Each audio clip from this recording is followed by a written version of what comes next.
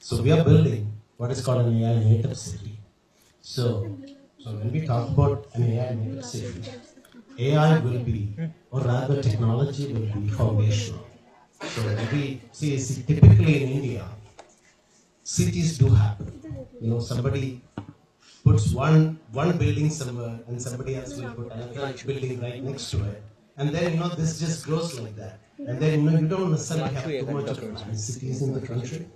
So, when we are building the next phase of Infopark is an IT park in India. We have two phases, and then the third phase is something which we are building as a city. So this is, at present, we are looking at a 565 acre integrated township, and that is going to be AI native. What is AI native? Every aspect of the city will have technology built in.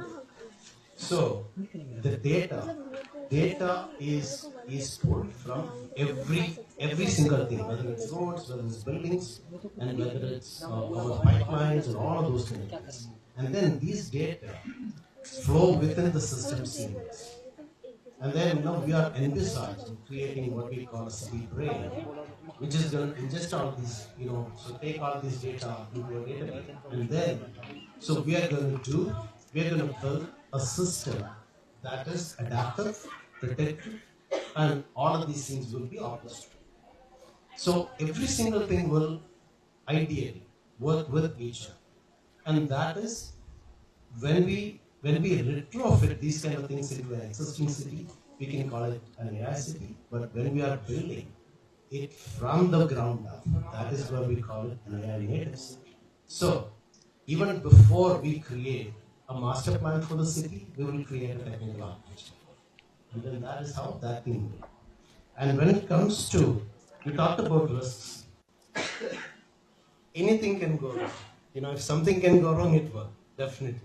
But in addition to all the physical risks that we're talking about, there'll be a lot of algorithmic risk also in this particular case.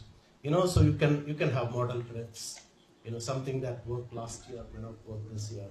And then, so there are these, fatigue when it comes to, if things are running fine, then, human oversight might go away. And then that can create another risk. And then, so then there are many issues of like the objective misalignment. So we have very high sustainability goals. And then the compute requirements will be, very high on the other side too. So so when we try to balance these kind of things, one can go off. So there are plenty of things that can go wrong. But at this point, we are at a stage where we are only anticipating this. If I know how to solve it, probably not yet, but we are getting there. We are in the very initial stages of putting it all together. And when it comes to, so you asked about open source and stuff like that. We want the entire ecosystem in the state and the country to contribute to it. And then the more open it is, the better, because we don't necessarily want to have another risk of vendor dependence there. So the more open it happens, the better.